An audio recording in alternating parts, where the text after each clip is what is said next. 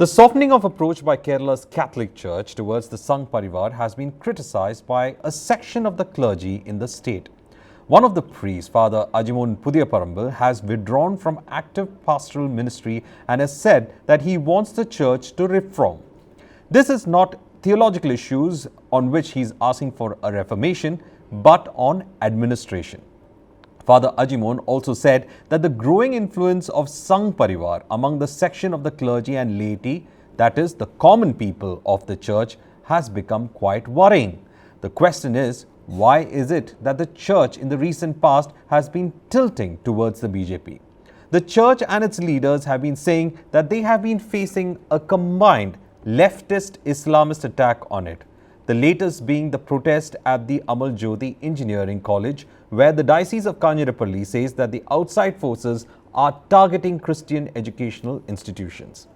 Now, the BJP has been trying to make overtures to the Christian communities in Kerala based on a newfound fear of the Muslim community in the state. An assertive Muslim community has become a common ground of concern for some sections of the Christian clergy and the Sangh Parivar in Kerala. This growing concern of communalization of the church has resulted in some priests raging a battle against it. Some of them have raised voice against it to the upper clergy as well. Once considered to be two minorities who were staunch UDF voters, the left and the Congress are watching the polarization of these communities with a lot of concern.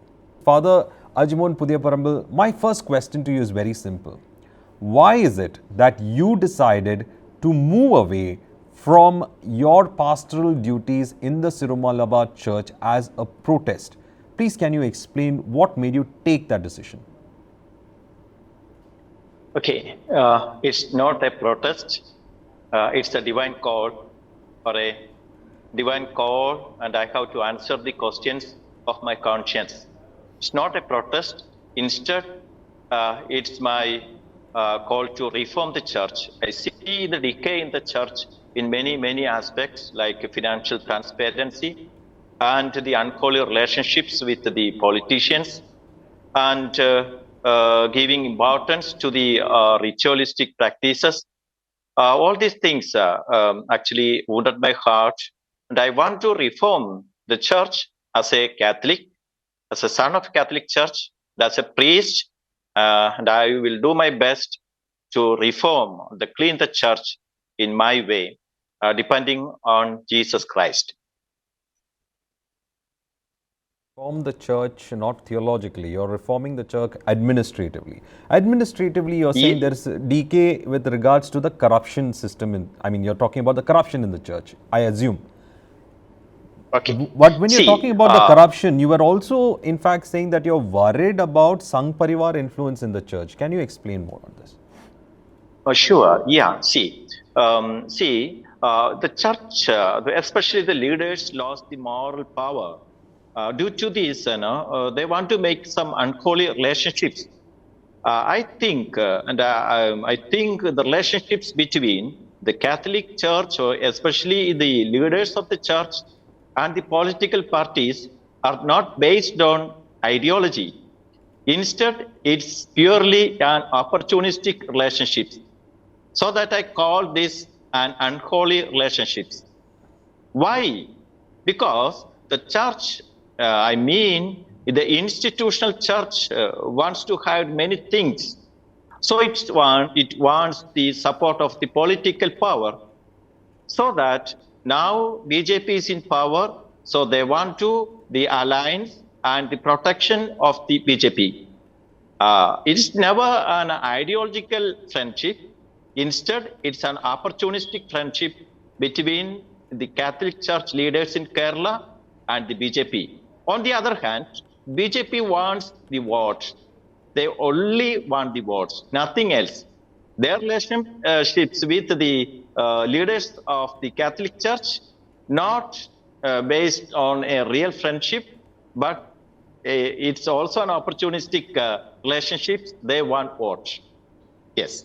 So, But the church has always been powerful in Kerala, Father. The church had, Vimochana Samaram. For my English audience, let me say it was supposed to be a liberation struggle against the communist government in Kerala. So the church has been political. Now, why is it that if it is in fact planning to align with the BJP, you have a concern right now?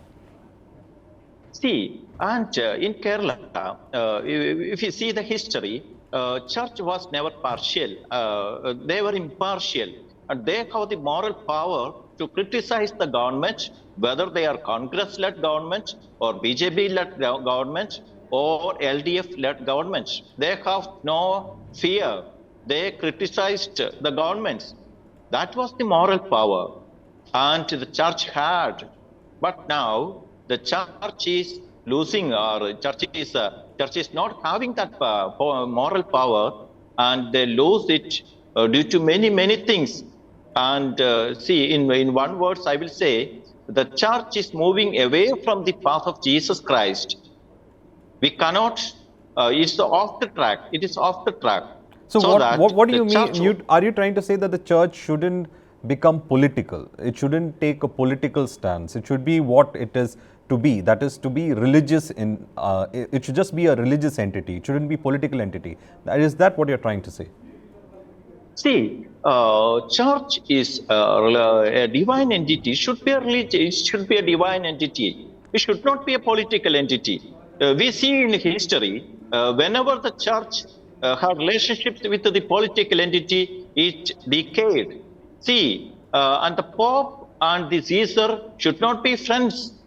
The policy of Jesus, the political policy of Jesus is we know very well. Father, are you trying to say give unto Caesar what is Caesar's and give unto God what is God? Are you trying to say that? God what is God's? Yes.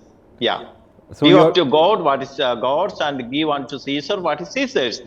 And the aim of the church is not to make something political. Its duty is to proclaim the kingdom of God and proclaim Jesus Christ and show the community and show the world the way of Jesus, not to make any political power.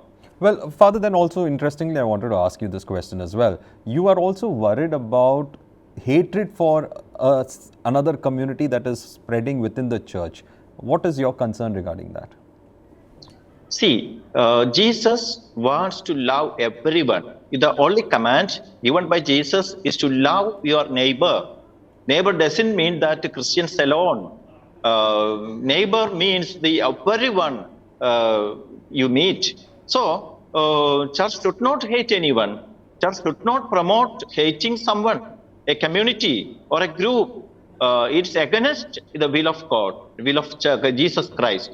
So, church should restrain from that means sowing hatred among the community. And I am sure that means the official church never made any remarks hating a community, but it is keeping silence. That is equal to a sin. Is it silence? Because I see that, the clergy might not be coming out and making statements, but I see some auxiliary bodies of the church, whether the youth movement or the students movement, they are coming out and making open statements against a particular community. Let's not in fact say what particular community, let's say open statements against Muslims. So is that your worry? Sure. See, whenever